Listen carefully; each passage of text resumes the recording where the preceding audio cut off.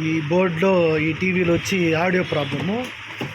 ఈ audio problem ఏమంటే అందరూ ఐసీ ఆడియో బోర్డు అంతా వేస్తుంటారు. అదంతా ఏం అవసరం లేదు దీనికి. ఈ ఐసీకి ఇదే U11 బోర్డు కూడా వస్తుంది. U11 బోర్డులో ఎడుండో చూడండి. ఇదేరా అంటే second pin, third pin 2 volt రావాలి.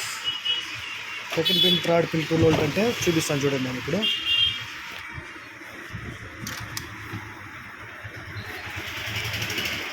ఈ 2 పిన్ను ఫస్ట్, సెకండ్, థర్డ్.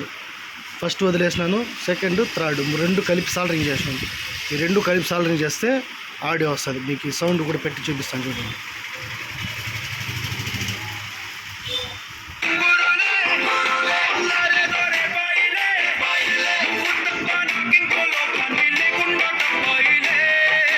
ఇట్లా